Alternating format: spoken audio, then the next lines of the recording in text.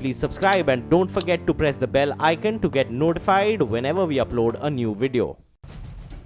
नमस्कार, मैं हूं आपके साथ सुमित अवस्थी और इस वक्त आप देख रहे हैं अपना फेवरेट डिबेट शो हम तो पूछेंगे। दोगले पाकिस्तान को कायर यूं ही नहीं कहा जाता। पाकिस्तान कुलभूषण जाधव की मां और पत्नी से डर गया। दो सच्ची हिंदुस्तानी औरतों से पाकिस्तान घबराया हुआ है। पाकिस्तान मंगलसूत्र से डर गया, बिंदी से डर गया, चूड़ियों से डर गया। कुलभूषण की मां और पत्नी के कपड़ों और जूतों तक से डर गया। यही वजह है कि उसने झूठ, मक्कारी, दोगलेपन और इंसानियत को शर्मसार करने वाला कायराना हरकतों का सहारा लिया। उसने कुलभूषण से मुलाकात के लिए इस्लामाबाद पहुंची उनकी मां और पत्नी के सामने कांच की दीवार ही खड़ी नहीं की, उनके बदन से मंगलसूत्र, बिंदी, चूड़ियां और जूते तक नहीं हटवाए, बल्कि कपड़े बदलने को भी पाकिस्तान ने इन दोनों महिलाओं को मजबूर कर दिया। हिंदुस्तान लौटने के बाद पाकिस्तान के अत्याचार की, उसके इमोशनल टॉर्चर की शिकार जाधव की मां और पत्नी ने जब विदेश मंत्री, जो खुद एक महिला है, सुषमा स्वराज को आप बीती सुनाई, तो धीरे धीरे नापाक पाकिस्तान के एक एक सबूत सामने आए। पाकिस्तान के इस दोगलेपन का हिसाब हम इस्लामाबाद में मौजूद हमारे दो खास मेहमान तारिक पीरजादा और वहां की सीनियर जर्नलिस्ट मोना आलम से मांगेंगे। एक मां और पत्नी का दर्द क्या होता है, महिला होने के नाते मोना आलम से यह पूछना बहुत जरूरी है। इसीलिए खास तौर से हमने आज पाकिस्तान की एक महिला को इस डिबेट में इनवाइट किया है, जो कि पाकिस्तान की जानी मानी पत्रकार है और राजनीतिक विश्लेषक है। हम तो पूछेंगे कि वादे के मुताबिक पाकिस्तान सरकार ने मीडिया को जाधव की मां और पत्नी के आसपास क्यों फटकने दिया।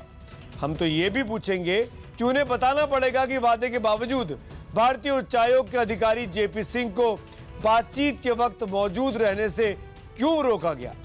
आज दोगले पाकिस्तान के सामने आईना रखने की बारी है। पाकिस्तान की शर्मनाक हरकतों पर हम तो पूछेंगे कि क्या अपने दोगलेपन को छुपाने के लिए पाकिस्तान ने कुलभूषण की मां और पत्नी को डराने की कोशिश की। हम ये भी पूछेंगे कि क्या भारत के पक्ष को कमजोर करने के लिए कुलभूषण की पत्नी के जूते साजिश के तहत नहीं लौटाए गए। और सवाल नंबर 3 जो आज हम पूछेंगे कि क्या पाकिस्तान ने कुलभूषण से मुलाकात के बहाने उनकी मां और पत्नी पर इमोशनल अत्याचार किया। जाधव की मां पत्नी का अपमान नहीं सहेगा हिंदुस्तान। इसी मुद्दे पर बड़ी चर्चा, इन्हीं सवालों पर जवाब लेंगे बड़े पैनल के साथ। लेकिन एक नजर दिन भर के घटनाक्रम पर, जहां आज भारत ने पाकिस्तान की कारगुजारियों की पोल खोल कर रख दी।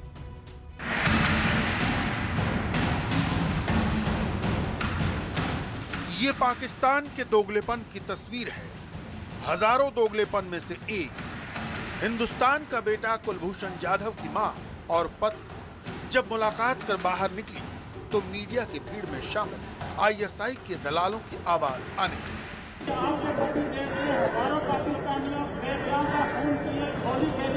इसके बारे में क्या कहती हैं आप?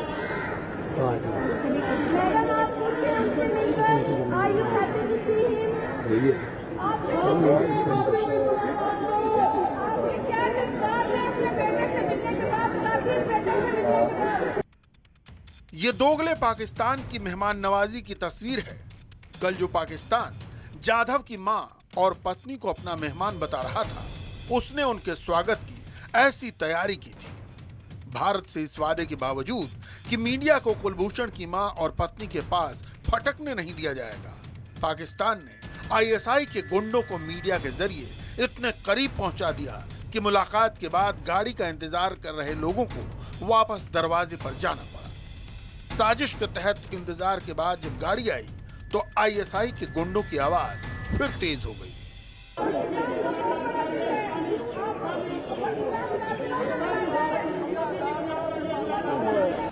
कुलभूषण की मां और पत्नी की इस्लामाबाद की ये यात्रा अपमान की यात्रा में बदल दी गई, जिसमें पाकिस्तान ने दोगलेपन और इंसानियत को शर्मसार करने वाली तमाम तस्वीरें पेश की। हम तो पूछेंगे में बड़ी बहस, जाधव परिवार का अपमान नहीं सहेगा हिंदुस्तान। कि आश्वासनों के विपरीत मुलाकात का सारा वातावरण परिवार के सदस्यों के लिए भयभीत करने वाला था। फिर भी परिवार के सदस्यों ने इस स्थिति का बहुत ही साहस और धैर्य से सामना किया।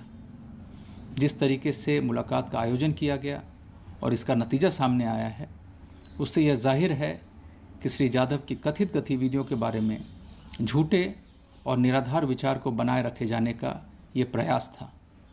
आप सभी इस बात से सहमत होंगे, इस तरह की मुलाकात से कोई भरोसा पैदा नहीं होता।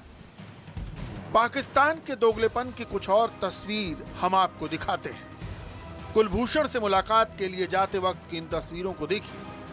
गाड़ी से उतरने के बाद अपने संस्कार के मुताबिक मां और पत्नी ने मीडिया के शोर मचाने पर उनकी तरफ हाथ जोड़े, नमस्कार किया, लेकिन बदले में कैसे सवाल हुए।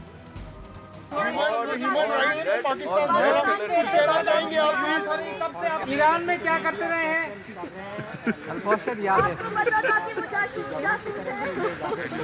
यह मुलाकात इस प्रकार से आयोजित की गई थी जिससे हमारे हुई बीच सहमति की अवहेलना हुई। जैसे कि पाकिस्तानी प्रेस को कई अवसरों पर परिवार के सदस्यों के निकट आने दिया गया, उन्हें परेशान किया गया और श्री जाधव के विरुद्ध झूठे और उद्देश्यपूर्ण आरोप लगाने की अनुमति दी गई।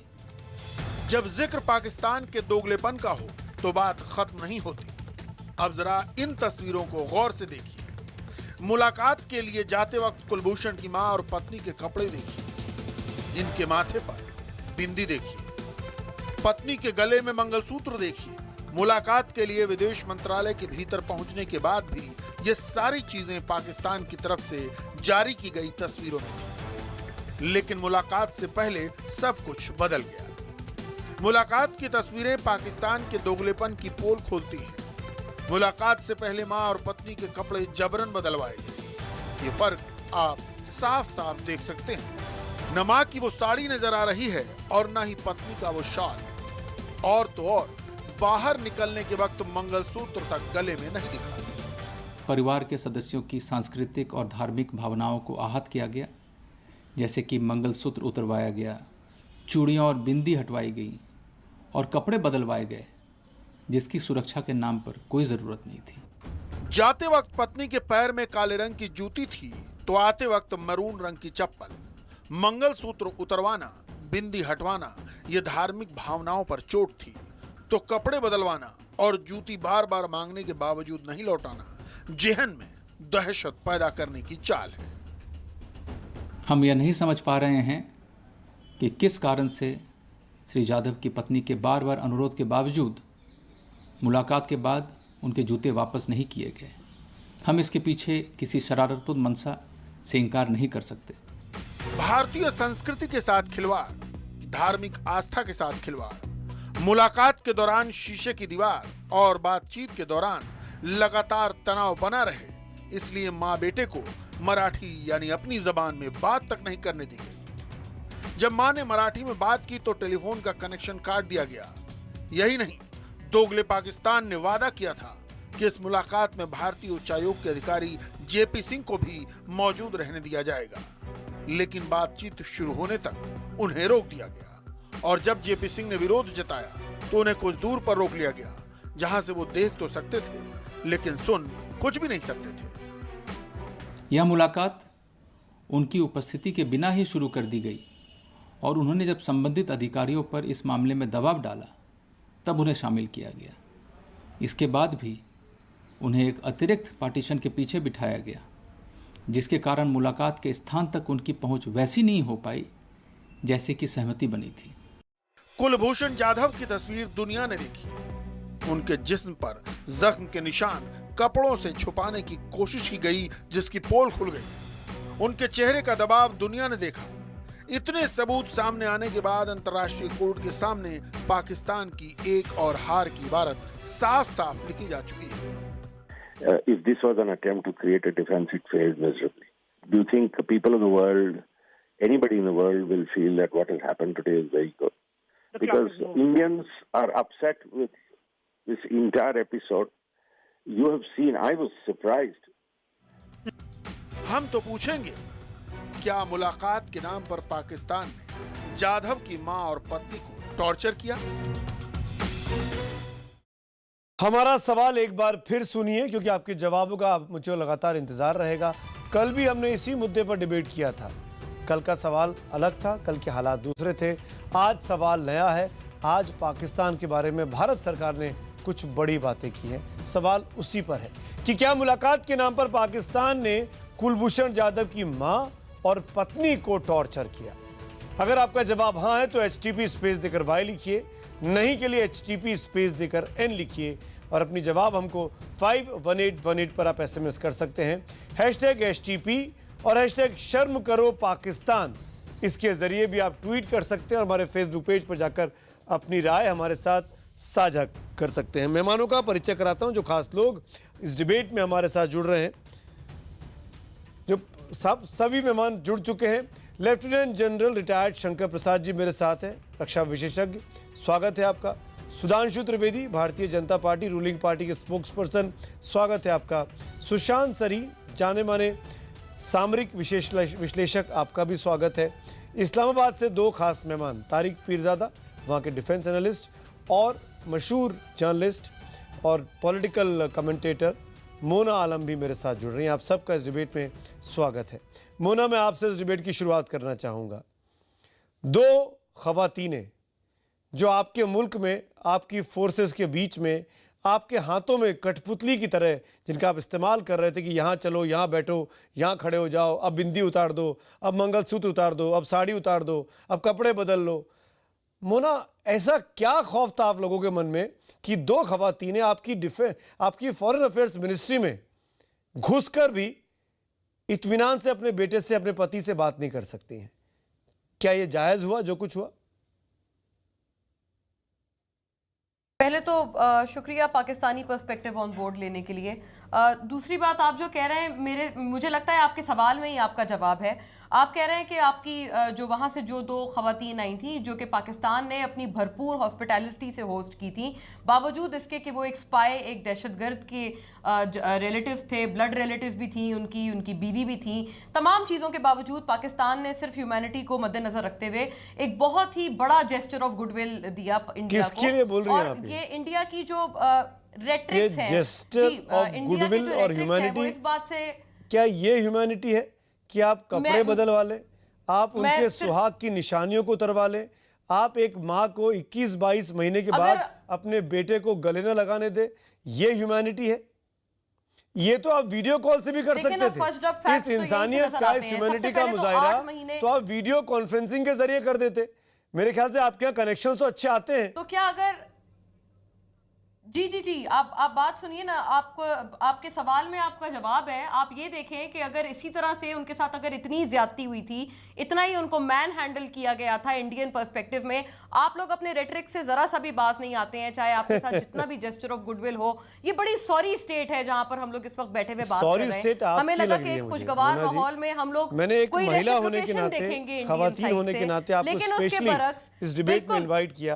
तारिक पीरजादा की बातें मैं कल सुन चुका था। जी मैं जानना चाहता था कि जब एक औरत अपने शौहर से मिलने जाए 21 महीने के बाद, आप उनको आमने सामने नहीं आने दे, आप उनको आमने सामने नहीं आने दे, आप उनकी हर चीज, जहाँ पे 4 कैमरे लगे थे, हर चीज रिकॉर्ड हो रही थी, आपके ऑफिसर पीछे बैठी हुई थी, उसके बावजूद आपने एक दूसरे को मिलने नहीं दिया, उसके बावजूद आपने सिक्योरिटी के नाम पर बिंदी उतरवा ली, चूड़ियां उतरवा ली, मंगलसूत्र। आप जानती हैं क्या होता है? आप जानती हैं? ये किसी पाकिस्तानी खवातीन को ये कहना है कि बिना किसी नकाब के, बिना किसी हिजाब के आप चले जाइए बीच में, ये वो वाली स्थिति थी आपकी। कैसी बात करते हैं मोना आप? आपके अवाम आके पाकिस्तान में पाकिस्तानी हुकाम का शुक्रिया अदा करते हैं, पाकिस्तानी अथॉरिटीज को थैंक किया है उनकी वालदा ने। हंसी आ रही है मोना मुझे आपकी बातों पर। मैंने आपको प्रोग्रेसिव विमेन देखा था, मैं आपके ट्विटर को चेक कर रहा था, आपके ट्वीट्स देखे मैंने बहुत सारे आज, मुझे लगा कि कम से कम आप पे समझदार होगी, लेकिन आप और तारिक पीरजादा पे ज्यादा अंतर नहीं लग रहा है मुझे कुछ। जनरल शंकर प्रसाद, मैं आपसे बात करना चाहूंगा।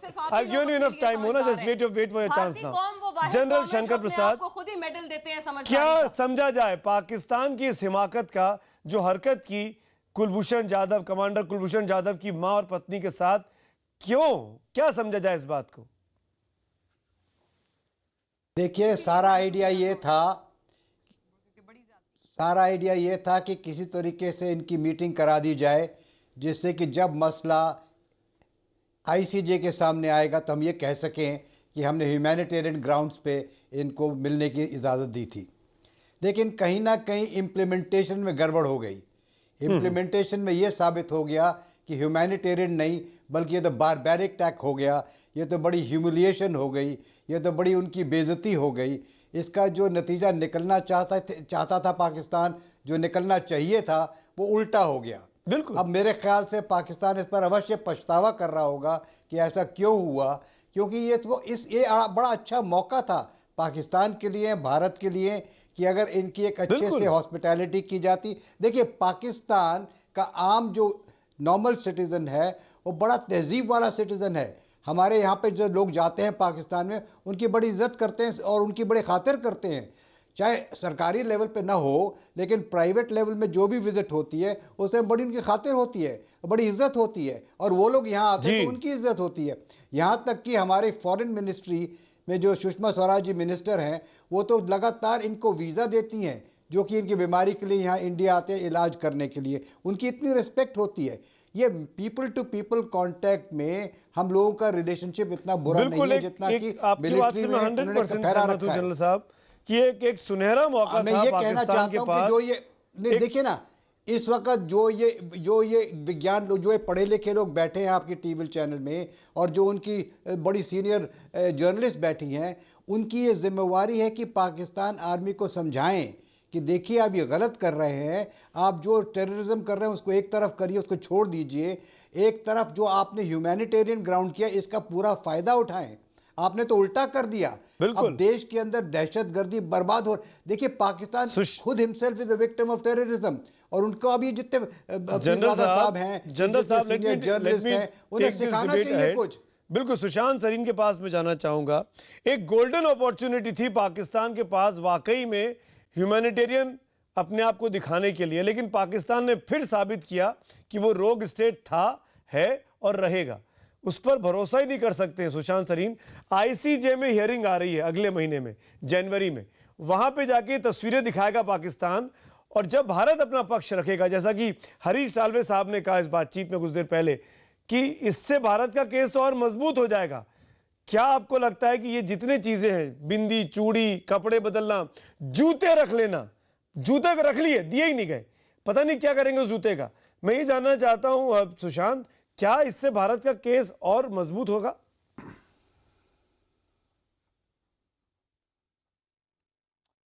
सुमित, एक तो जो आप अब बात कर रहे हैं कि एक अपॉर्चुनिटी थी पाकिस्तान के लिए, वो अपॉर्चुनिटी तब होती अगर पाकिस्तान सचमुच में एक ह्यूमैनिटेरियन जेस्चर कर रहा होता। ये जैसे कि इनके जो व्यक्ति अपने आप को इनका विदेश मंत्री मानता है, जिसके पल्ले वैसे कुछ है नहीं, लेकिन उसकी एक इंटरव्यू थी और उसमें उसने कहा कि भाई हम ये इसलिए इजाज़त दे रहे हैं क्योंकि हमको लगता है इसका हमारे को कुछ फ़ायदा हो जाएगा आईसीजे में जा कर के। तो मतलब ये साफ है कि चोगा पहनाया गया ह्यूमैनिटेरियनिज्म का। और खैर, अगर ये इस तरीके की इस्लामिक प्रथाएं हैं पाकिस्तान के अंदर, वो उस बात समझ में आती है क्योंकि इस्लामिक स्टेट में इसी तरीके की प्रथाएं होती हैं, और जो हम सीरिया में भी देख चुके हैं। तो वो अगर उसका पालन उन्होंने किया, वो तो बात मेरे समझ में आती है जी। दूसरी चीज़ ये कि जब आपकी नीयत ही ख़राब हो तो फिर आप वो सारी चीज़ें करते हैं जो पाकिस्तान ने की, और जिस तरीके का डिस्पिकेबल बिहेवियर था, दो औरतों के साथ उनको इंटिमिडेट किया गया, उनको ह्यूमिलिएट किया गया, उनको साइकोलॉजिकली टॉर्चर किया गया। ये सारी अगेन सीरिया में इस्लामिक स्टेट में हमने देखा था कैसे औरतों के साथ व्यवहार किया जाता था। लेकिन जहां तक आपका सवाल आईसीजे का है, मुझे नहीं लगता कि आईसीजे के जो लोग हैं, जो जजेस हैं, वहां पर जो भी जजमेंट होगी वो इस तरीके की जो भोंडी चीज पाकिस्तान ने की है उसके बेसिस पे होगी। आईसीजे में जो केस चलेगा वो उसके मेरिट्स पे चलेगा, और अगर पाकिस्तान समझता है कि कुछ इस तरीके की चीजें वहां पर दिखा करके वो अपना केस मजबूत कर लेगा, मेरे ख्याल वो बात होने वाली नहीं है। वहां पर जो केस के तथ्य हैं वो इस केस को डिसाइड करेंगे, और जिस तरीके का झूठ का प्रचार पाकिस्तान में हुआ है, या जिस तरीके का एक कंगारू कोर्ट पाकिस्तान में चला फौजियों के तहत, और उसी के अंदर अपील हुई। जिस व्यक्ति जिसके ऊपर मुकदमा चला रहे हैं उसके पास एक कोई प्रॉपर अपना लीगल डिफेंस पेश करने का मौका भी नहीं था। सही बात। तो इस तरीके का कि जज भी आपका, जूरी भी आपकी, वकील भी आपका, तो वो मेरे को नहीं लगता कि वो उसका कोई बहुत ज्यादा मायने होगा उस अदालत में, ना इनके पास कोई एविडेंस है। और तो वहां पर तो अपनी प्रक्रिया चलेगी, लेकिन ये जो पाकिस्तान ने किया, अगर ये समझते थे कि इनको कुछ फायदा होगा, मुझे लगता है उसका नुकसान ही होगा, कोई नुकसान ही होगा। कुल मिलाकर पाकिस्तान के लिए ये पूरी की पूरी प्रक्रिया जो रही बीते 24 घंटे पहले जो कुछ हुआ, उस 2 घंटे की प्रक्रिया में पाकिस्तान ने नुकसान अपना ज्यादा कर लिया है। मैं तारिक पीरजादा और सुधांशु जी आपके पास लौटता हूं, हेडलाइंस का वक्त हो रहा है। हेडलाइंस, चलिए मैं ब्रेक के बाद तुरंत लौटता हूं,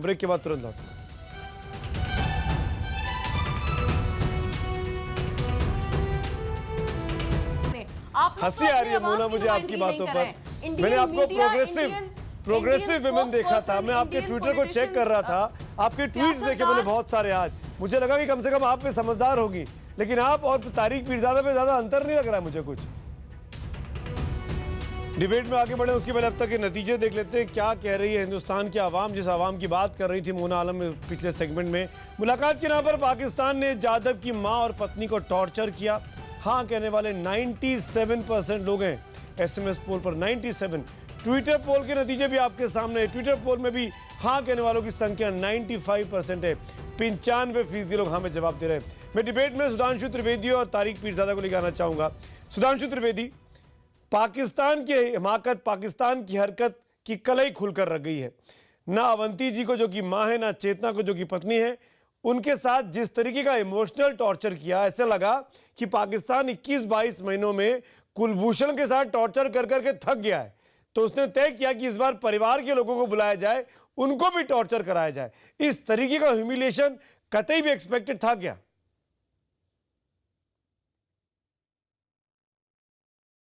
देखिए, एक कहावत होती है हिंदी में, मेरे ख्याल से पाकिस्तान के नुमाइंदे भी उससे वाबस्ता होंगे, हाथी के खाने के दांत और दिखाने के दांत और। मगर यहां तो पाकिस्तान ने गजब कर दिया, बुलाया था दिखाने के दांत दिखाने में और दिखा दिए खाने के दांत। और एक दूसरी कहावत है जो शायद पाकिस्तान वाले नहीं जानते होंगे, पंचतंत्र की कहानी रंगे सियार की। उसने रंग दूसरा दिखाना चाहा पर असली रंग दिख गया। देखिए, इसने जानते क्या सिद्ध किया है कि पाकिस्तान सिर्फ एक रोग स्टेट नहीं है, पाकिस्तान बहुत ही इमेच्योर और कंफ्यूज स्टेट है। उसको पता ही नहीं है कि डिप्लोमेटिक प्रोटोकॉल का हम कैसे अपने फेवर में यूज कर सकते हैं। जैसा अभी सरीन साहब ने कहा और हमारे 1-2 और एक्सपर्ट्स ने कहा कि एक अपॉर्चुनिटी थी पाकिस्तान के पास, जिसको कि वो थोड़ा यूज कर सकता था इंटरनेशनल लेवल पे दिखाने में, मगर यहां पर भी वो इमेच्योरिटी दिखा गया और जिसे कहते हैं कि वो हरकत से बाज नहीं आया। और मैं पाकिस्तान के अपने नुमाइंदों से कहना चाहूंगा, उन्होंने कहा कि इंडिया की सॉरी स्टेट ऑफ अफेयर है। मैं सिर्फ एक उदाहरण दूंगा। भाई, पाकिस्तान से लोग इंडिया आते हैं जब कभी कोई इलाज कराने या इस चीज के लिए, भारत का जब वीजा उन्हें मिलता है तो जानते हैं उनके मन में क्या आता है? अरे जान में जान आ गई, खुदा का शुक्र कि वीजा मिल गया।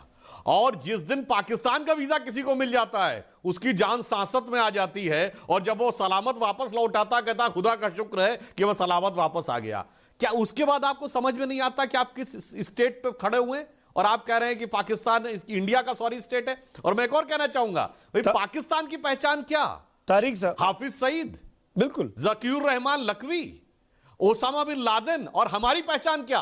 पेप्सिको की चेयरमैन इंदिरा नूई, तो कहीं सत्य नडेला, तो कहीं सुंदर पिचाई, माइक्रोसॉफ्ट का चेयरमैन एपीजे अब्दुल कलाम, भारत के राष्ट्रपति, मिसाइल मैन, हिंदुस्तान के सबसे बड़ी नाम। भाई आप देखिए ना, कौन किस हिंदुस्तान टीम का कप्तान मोहम्मद अजहरुद्दीन, तमाम लोग रहे हैं। समझ में ना आए, हमारे पास तो लिस्ट बहुत लंबी है। तारिक पीरजादा का जवाब भी नहीं होगा। तारिक साहब, मैंने कल भी आपसे पूछा, मैं फिर आपसे पूछता हूं। नहीं, मैं ये कहता हूं कि इंडियंस जो हैं वो इंटरनेशनल मल्टीनेशनल्स को लीड करते हैं और इनके लोग इंटरनेशनल टेररिस्ट ऑर्गेनाइजेशंस को लीड करते हैं, फिर भी इनको समझ में नहीं आता कौन सॉरी स्टेट ऑफ अफेयर्स में खड़ा है। तारिक पीरजादा, क्या खौफ था आपको? 2 खवातीनों से क्या खौफ था? क्यों टॉर्चर किया आप लोगों ने? और आपको जरा सी भी शर्म नहीं आई यार कि 2 खवातीनें जिनकी हर चीज रिकॉर्ड हो रही है, जो आपकी फॉरेन मिनिस्ट्री में कैप्टिव है एक तरीके से, जहां आपके तमाम ऑफिशियल्स मौजूद हैं, उनके आसपास मीडिया का बेहुदा मीडिया उसके आसपास छोड़ दिया, जो बेतुके सवाल कर रहा है, जो तरह तरह की आवाजें रिकॉर्ड हुई हैं जब उनसे बाइट लेने की कोशिश की जा रही है।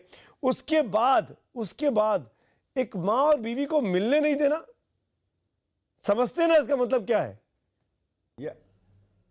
सुमित, जरा बात गौर से सुनना और बीच में बोलना नहीं। मैं कोई बुरा लफ्ज़ नहीं इस्तेमाल करना चाहता, अगरचे तुमने गुफ्तगू का आगाज़ एक बुरे लफ्ज़ से किया है, लेकिन चलो मैं उसको मुआफ़ करता हूँ, चूँकि मैं मुसलमान पाकिस्तानी हूँ, मुआफ़ करना मेरी फितरत का हिस्सा है। एक बात। दूसरी बात ये है कि जहाँ तक कुलभूषण का ताल्लुक़ है, वो तो तमाम दुनिया को मालूम है कि वो हिंदुस्तान की नेवी का गलत हाजिर सर्विस रॉ का एजेंट और दहशतगर्द और है, गलत जो 242 पाकिस्तानियों के बिल्कुल खून में गलत जिसके हाथ नहाए हुए हैं। जरा बिल्कुल गलत सुनो ना, बीच में मत बोलो, ताकि अगर तुम बीच में बोलोगे तो मैं कहूंगा हिंदुस्तान एक इमेच्योर मुल्क है। बिल्कुल गलत। 2 मिनट के लिए हर बात गलत किया आपने तारिक साहब। अगली बात कर रहे हैं तारिक साहब, अगर वो 242 पाकिस्तानियों के खून से कुलभूषण जाधव के हाथ रंगे हैं तो क्यों नहीं काउंसलर एक्सेस दिया? क्यों नहीं तारिक साहब बताइए, क्यों नहीं उसको वकील अपनी पसंद का चुनने दिया? क्यों मिलिट्री कोर्ट में, पनामा कोर्ट में हेयरिंग चली? उसको उसकी पसंद का वकील आप मेरे सवाल का जवाब नहीं देंगे, आप मेरे सवाल का जवाब नहीं देंगे तो यही होगा। 2 खवातीनों से क्यों डरे आप? 2 खवातीनों से क्यों डरे आप? क्यों उनके कपड़े बदलवा दिए? क्यों उनका मंगलसूत्र उतरवाया? किस बात का खौफ था? हिंदुस्तान की सुहाग की निशानियों से डरते हैं आप लोग? कमजोर मुल्क है आप लोग। 1 मिनट के लिए खवातीनों कर रहे हो 2 घंटे से, जरा बात करने दो 1 मिनट के लिए। या प्रोग्राम मत करो, एंकर मत बनो, बात सुनो जरा 2 मिनट के लिए। देखो, जो कुलभूषण की जो वालदा है बहुत अच्छी औरत लगी मुझे, उनकी जो बेगम है वो भी मुझे शरीफ खातून लगी, लेकिन आपको ये मालूम है कि वो किससे मिलने आ रही थी? वो उस आदमी से मिलने के लिए आ रही थी जो जिसको आप वालदा के बतन से जिसको आप पकड़ के लेके आए ईरान से, जिसको आईएसआई ने खरीदा, वो दहशतगर्द बन गया, जिसको आईएसआई ने खरीदा कुछ पैसे देकर, जो ईरान में था अपने बिजनेस के सिलसिले में, जिसको आपके आईएसआई ने खरीदा। ये जर्मन, आपके जर्मन के उस दिन जो काउंसलर थे उनका बयान है मुल्क साहब का, सुना होगा आप लोगों ने भी। क्या बात कर रहे हैं? किसको मिसलीड कर रहे हैं Tariq Pirzada? International Court of Justice में हमने सुन ली आपकी तमाम दलील, वहां पे अक्रॉस तमाम जजेस ने मिलकर एक फैसला सुनाया कि इसको फांसी नहीं होगी, इसको काउंसलर एक्सेस देना चाहिए।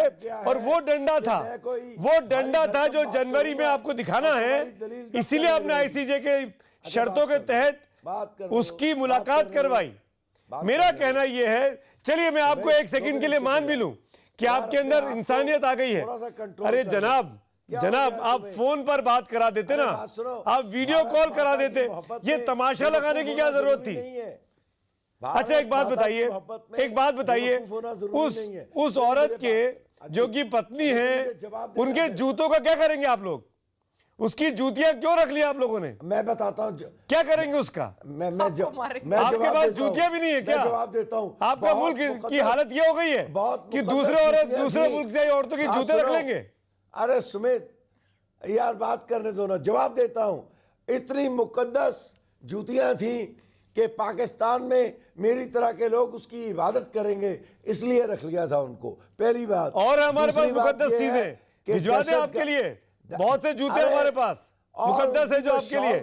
कितने चाहिए? वो भी बड़ी मुकद्दस थी। पाकिस्तान के अंदर शॉलें नहीं होती, हमने कहा एक शॉल हमें मिल जाएगी, इसलिए हमने शॉल रख ली। क्या बेहुदा बातें करते हैं तारिक साहब आप डिस्कशन करने आए हैं। ये कल आपको सूट अच्छा लग रहा था, आज आपको शॉल अच्छी लग रही है, आज आपको जूतियां अच्छी लग रही है, ये डिबेट करना चाहते हैं। सॉरी, सुशांत जरीन का सूट, सुशांत जरीन बोलना चाह रहे हैं।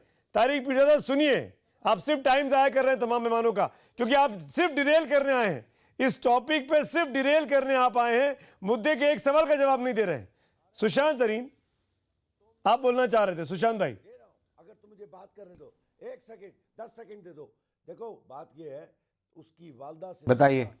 मैं ये पूछ रहा था, ये जो 2 खवातीनें थी, अवंती जी और चेतना जी, इनसे क्यों डरे ये लोग भाई? जब सारी चीज रिकॉर्ड कर रहे हैं, 4 कैमरे लगे हुए हैं, फिर क्यों इतनी फ्रिस्किंग के नाम पर, सिक्योरिटी के नाम पर इस तरह का भोंडा प्रदर्शन?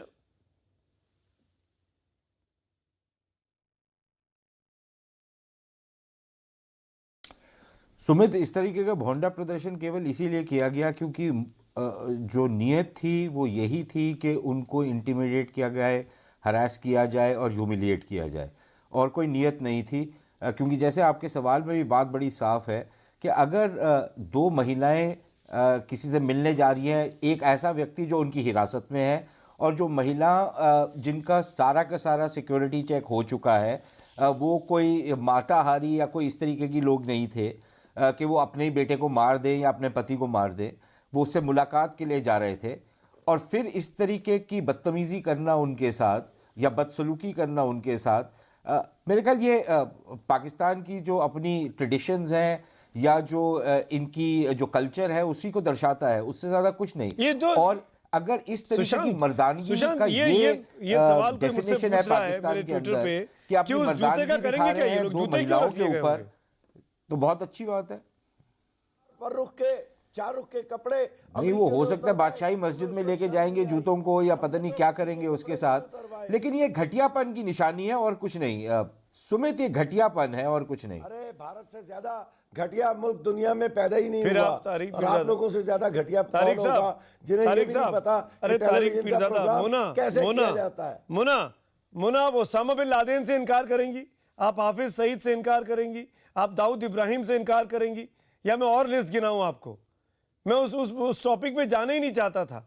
मैं चाहता था स्पेसिफिकली सिर्फ जाधव की मीटिंग के बारे में बात करें, पर अगर इस तरह की बात करेंगे तारिक पीरज़ादा, तो इस तरह के एग्जाम्पल्स देने पड़ते हैं कि दुनिया के तमाम दहशतगर्द आपके यहाँ बड़े आसानी से रहते हैं और आप लोगों को डर तक नहीं लगता उनसे। आप उनके साथ बैठ के रोटियां तोड़ते हैं। नहीं है, आपके दिल में इतना हौसला ही नहीं है।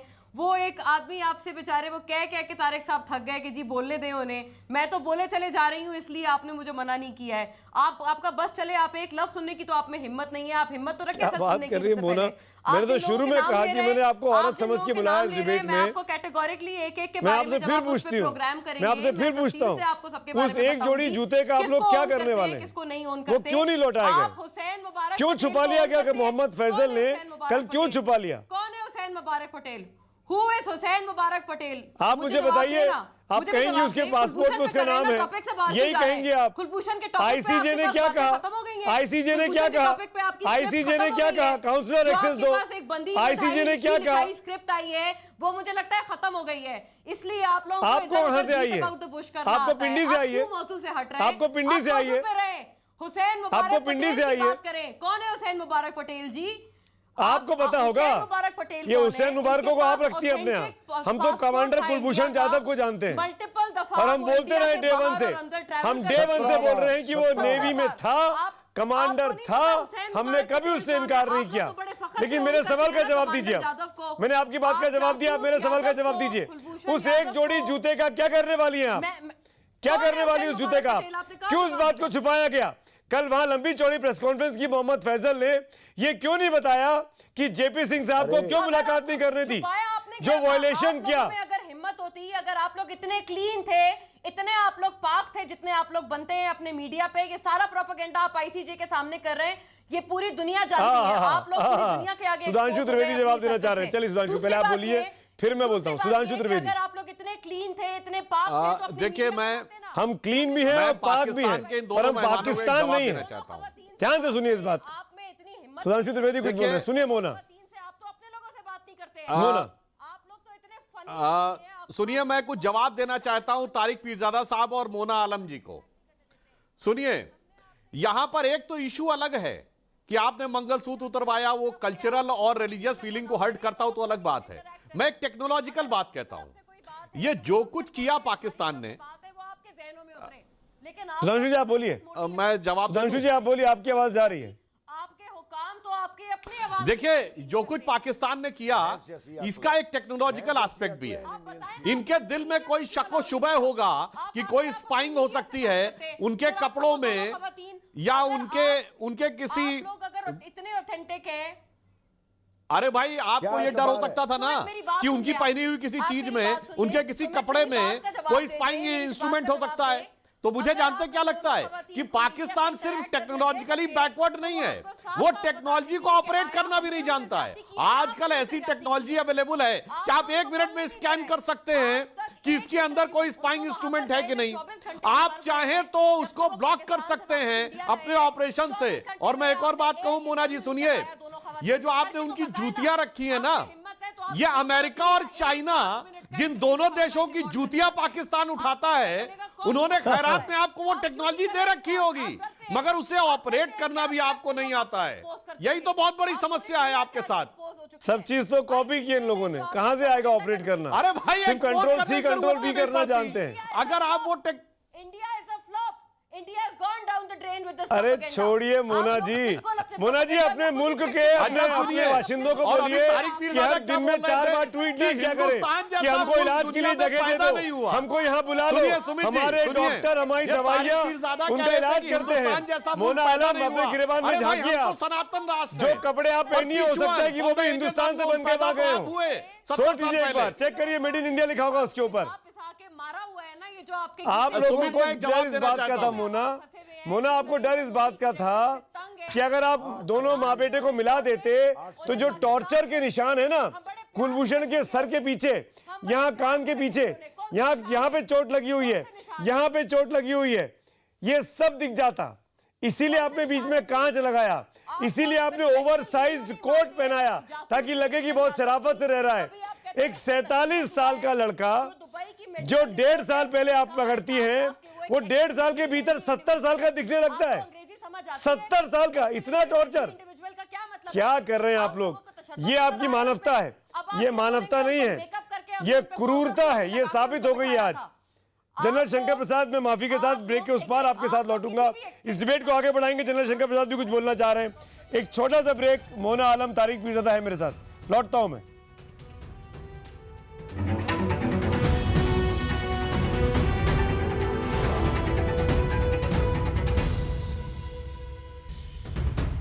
पाकिस्तान सिर्फ टेक्नोलॉजिकली बैकवर्ड नहीं है, वो टेक्नोलॉजी को ऑपरेट करना भी नहीं जानता है। आजकल ऐसी टेक्नोलॉजी अवेलेबल है कि आप 1 मिनट में स्कैन कर सकते हैं कि इसके अंदर कोई स्पाइंग इंस्ट्रूमेंट है कि नहीं। आप चाहें तो उसको ब्लॉक कर सकते हैं अपने ऑपरेशन से। और मैं एक और बात कहूं, मोना जी सुनिए, ये जो आपने उनकी जूतियां रखी है ना, ये अमेरिका और चाइना, जिन दोनों देशों की जूतियां पाकिस्तान उठाता है, उन्होंने खैरात में आपको वो टेक्नोलॉजी दे रखी होगी, मगर उसे ऑपरेट करना भी आपको नहीं आता है। यही तो बहुत बड़ी समस्या है आपके। आखिरी सेगमेंट है, जनता क्या कह रही है, उनके नतीजे देख लेते हैं। हिंदुस्तान की आवाम क्या सोचती है। मुलाकात के नाम पर पाकिस्तान ने कुलभूषण जाधव की मां और पत्नी को टॉर्चर किया। हाँ कहने वाले 97% लोग। ट्विटर पोल पर भी हाँ कहने वालों की संख्या ज्यादा है, 95% लोग यहां भी हाँ में जवाब दे रहे हैं। ज्यादातर लोगों को लगता है कि ये मां और बीवी के साथ भी इमोशनल टॉर्चर किया गया। जनरल शंकर प्रसाद, जितनी टर्म्स एंड कंडीशंस तय हुई थी दोनों मुल्कों के बीच में इस मुलाकात को लेकर, उनकी तमाम चीज़ों की धज्जियां उड़ाई गई। मीडिया को दूर रखने की बात थी, मीडिया के जरिए प्रेशर क्रिएट कराया गया। हर पॉइंट पे मीडिया मौजूद था जो बेहुदे सवाल पूछ रहा था, माँ के मुंह में माइक घुसेड़ दे रहा था। फिर यह भी तय था कि जेपी सिंह साहब जाएंगे मिलने के लिए, उनको जाने नहीं दिया गया। उन्होंने जिद की तो उनको दूर एक कमरे में खड़ा कर दिया गया। ये पाकिस्तान की अगर खौफ नहीं दिखाता है, पाकिस्तान की दहशत नहीं दिखाता है, तो ये क्या दिखाता है? देखिए, इस बात की असलियत ये है कि उनके दिमाग में एक अच्छा आइडिया आया था, जिसके भी दिमाग में आया, चाहे सिविलियन गवर्नमेंट के चाहे किसी और के। लेकिन जब उस आइडिया को इन्होंने मुकम्मल करने की कोशिश की तो उसका नतीजा बिल्कुल उल्टा निकल गया। बड़े दुख की बात है कि भारत और पाकिस्तान आज भी डिप्लोमेटिक रिलेशंस रखता है। उनके हाई कमिश्नर यहाँ पे हैं, हमारे हाई कमिश्नर वहाँ पर हैं, और उसके बावजूद जब दोनों देशों ने फैसला किया एक दिन पहले कि इस तरह से ये मीटिंग होगी, उसको विदिन 24 आवर्स इन्होंने नाकाम कर दिया। तो इससे क्या जाहिर होता है? इससे केवल एक बात जाहिर होती है कि इसको इनिशिएट करने वाली कोई और संस्था थी और इसको मुकम्मल करने के लिए कोई और संस्था थी। शायद जो पॉलिटिकली लेड गवर्नमेंट है उसके ख्याल में ये आया होगा कि भाई, अभी आप थोड़ा सा ख्याल करें कि कुछ दिन पहले, 2-4 दिन पहले ही आर्मी चीफ पाकिस्तान के संसद लोगों से मिलने गए थे, उनके पॉलिटिशियन से मिलने गए थे और उनसे कहा था कि आप पाकिस्तान से अपने भारत की दोस्ती बढ़ाइए।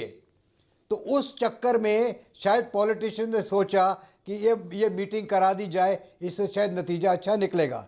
लेकिन इसको नतीजा देने के लिए तो पाकिस्तान आर्मी ने उल्टा कर दिया।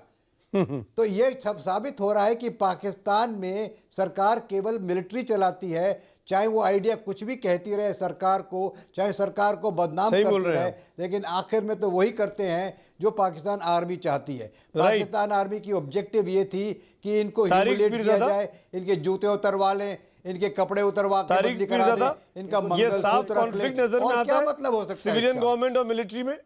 तारिक पीरज़ादा, अच्छा जरा बात करने दो ना, आप बात करने दो। देखो, तुम लोगों को एक बात समझ लेनी चाहिए कि तुम पाकिस्तान के खिलाफ एक दुश्मन रियासत हो। तुमने कश्मीर पर कब्जा किया हुआ है, सियाचिन पर कब्जा किया हुआ है और सरक्रीक पर कब्जा किया हुआ है। ये तो सियासी मामलात है। और आपने बलूचिस्तान पे किया हुआ है, आपने सिंध पे किया हुआ था, और तुमने बांग्लादेश पर किया हुआ था।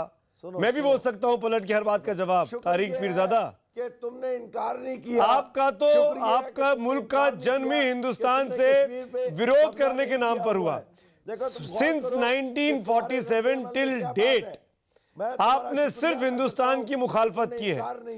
बीते 70-71 सालों में, answer me Tariq Pirzada, answer me, बीते 70-71 सालों में किसी भी पाकिस्तानी हुक्मरान ने, किसी भी पाकिस्तानी एजेंसी ने बातचीत की कोई कोशिश की, चीजों को रिजॉल्व कराने की कोई इनिशिएटिव लिया? सिर्फ इनिशिएटिव हिंदुस्तान से लिया गया, सिर्फ इंडिया से। चुप हो जाओ 2 मिनट। अरे आप चुप हो जाइए जनाब, 2 मिनट के लिए। आपको बोलने को तो कुछ है नहीं। देखो, इंडिया पाकिस्तान से, 1 मिनट सुनो, इंडिया पाकिस्तान से जोग्राफिये में 4 गुना बड़ा है, आबादी में 6 गुना बड़ा है। उसके बावजूद हमारे यहाँ जो इस्लाम को फॉलो करने वाले लोग हैं आपसे दुगने से भी ज्यादा है।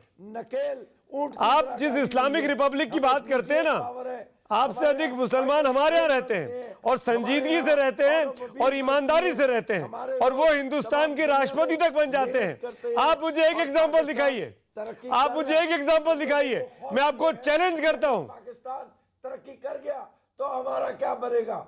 हम तुम्हें एक बात बता दें, या तो तारिक पीरज़ादा, ये फैक्ट है जो सुधांशु त्रिवेदी बोल रहे थे कि दुनिया के तमाम बड़ी बड़ी एमएनसीज में इंडियंस रूल कर रहे हैं और दुनिया के तमाम बड़े बड़े टेररिस्ट ऑर्गेनाइजेशन में पाकिस्तानी रूल कर रहे हैं। दुनिया के किसी कोने में बम फटे, मोना आलम, उसका कनेक्शन पाकिस्तान से निकलता है, उसका कनेक्शन आपके यहां से निकलता है। आप बैठ के मुस्कुराती रहिए और अपने देश को रोग से रोगी बनते देखते रहिए। सुधांशु त्रिवेदी कुछ बोलना चाह रहे हैं?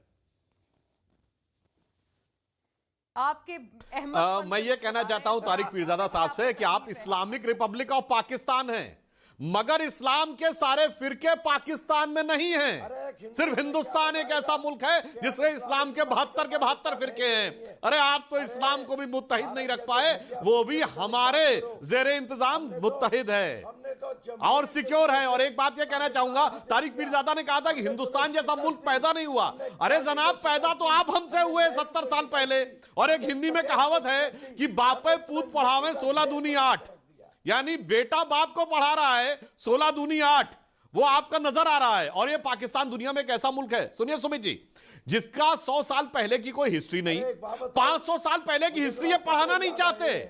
अरे साहब, आपका ना कोई मांझी, ना कोई मुस्तकबिल, यानी ना कोई इतिहास, ना कोई भविष्य, ना मांझी ना मुस्तकबिल, और जो मौजूद है यानी वर्तमान, वो जहालत से भरा हुआ है। इसके बाद आप हिंदुस्तान से बात करने की चक्कर में रहते हैं। इलाज क्या है साहब? सुशांत, हमारा मुकाबला पाकिस्तान से नहीं माना जाता। सुशांत भाई, हमारा मुकाबला सुशांत भाई, इलाज क्या है? जिसकी जूतियां एक थ्योरी बार बार कही जाती है कि पाकिस्तान के 4 टुकड़े करो तभी समझ में आएगा इनको। सुशांत सरीन,